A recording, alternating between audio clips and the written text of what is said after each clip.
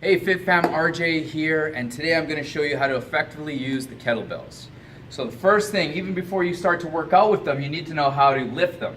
Okay, so if you're going to be helping us move these kettlebells around, we want to make sure that you're doing them properly.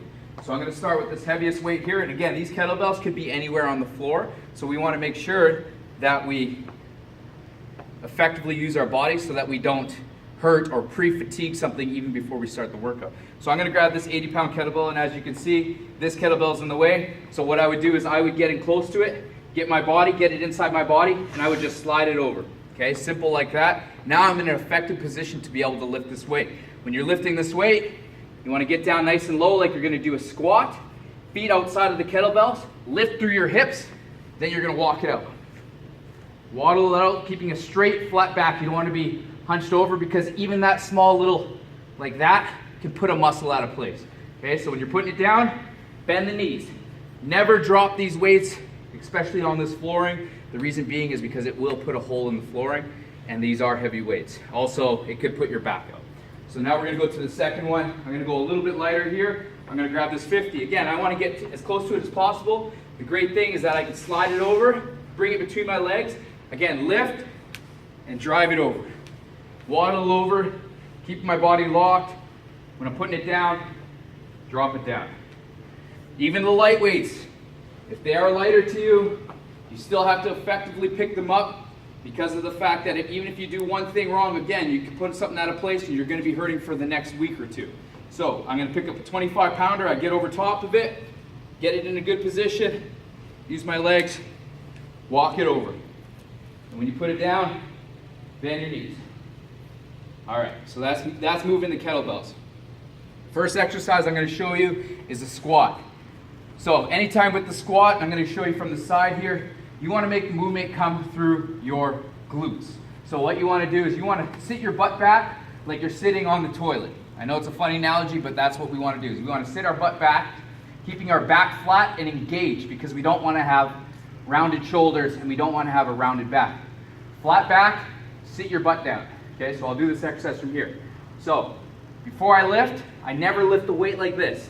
And we see this all the time is that people want to lift the weight up and then they'll wait till the buzzer goes and then they'll start squatting and they've already pre-fatigued or potentially injured their low back or upper back. So what you want to do is when you're getting ready, you get over top of it as if you're going to jump up towards the ceiling. Feet outside of the kettlebell, squarely underneath between your feet. You grab a hold of the weight, and again, you lift up, and get your legs straight, and you want to squeeze the glutes. When you go down, again, we don't want to round the shoulders. Bend the knees, keep the back up, lift up, straight down. You breathe out, you breathe in. And that's a proper squat. The next exercise, again, this is one of the most difficult exercises. This is a stiff-legged deadlift. Now, when we're working the stiff-legged deadlifts, our focus is on the hamstrings. That's the back of the legs.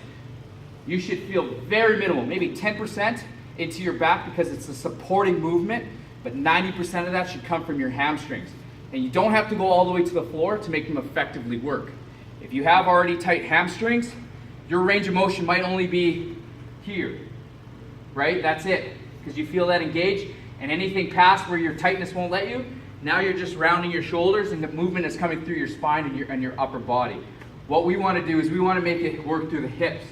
So lock the back out, right? Tight back, shoulders back, and then everything comes through pushing your butt back. And you're almost kind of rocking slightly back on your heels and you're trying to push your butt as far away from your knees. When you come up, you squeeze through the glutes. Straight down, straight up. So I'll show you from the side. Again, get your feet outside of the weights.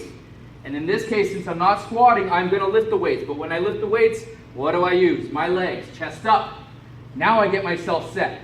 So I engage my low back, set my shoulders so that they're straight and parallel with my ears. Stick your butt back, and you go down until you feel that stretch. When you come up, you squeeze. Slow down, a little quicker up. Slow down, a little quicker up. When you're done, you put the weight down. Do not drop it. Do not let your shoulders slouch. And every single exercise that you do, technique comes first. Then the results will follow. So again, lock the back out, hamstrings, come up. Third exercise, which is also a very tough exercise to master, and if you can learn it, you're going to be great here. You're going to get the results in through your upper thoracic or your upper body, shoulders, traps, upper back, everything like that. Again, it doesn't matter what the weight is. It's a 25-pounder. That is fairly light to me, but I'm still going to effectively lift it so that I don't pre-fatigue muscles or pre-injure myself. So again, I'm going to lift this up, okay? Now when you do your upright rows, I don't want to see this. This is not working any muscles outside of your forearms, and you will get a tendonitis strain in through your elbows. You want to drive up through your upper thoracic region. Up. And again, this entire time I'm engaging my core, engaging my low back, and I'm driving up through the elbows. Do you see how the wrists are slightly lower than the elbows? That's what we want. And again, that's going to, and see how I put that down? That's second nature to me. That's going to drive through the deltoids. So I'm going to turn around, and this is what it should look like from the back. Driving up, driving down. Driving up, driving down. Now, in reverse, we'll start with the heavy one. When we're putting these back, again, at no time, once you leave this blue gym floor, then your workout is done. But if you're going to be putting weights away or bringing them back on, you are considered live in a workout. Bend your knees, chest up, back engaged. Drive through like you're doing squats. Keep your body engaged. Get yourself to a safe position. Right? Plant yourself down. Put it down effectively. Let's go down to the next one. This is a little bit lighter, so it should be a lot easier, but again, you don't want to give up on it because you're tired or whatever. That could be a moment of weakness, and that's going to lead to a lifetime of injuries. Get down nice and low. Get the kettlebell between your feet. Drive it up. Walk it over. Look at all your surroundings. Find an empty hole. Slide it into place. And last but not least, 25-pound kettlebell. Get it between your feet.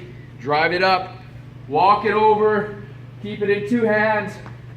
Step off the carpet effectively. Find a nice location. Get down nice and low to it. Then put it where it needs to be. And that's kettlebell, guys. We'll see you at the next workout.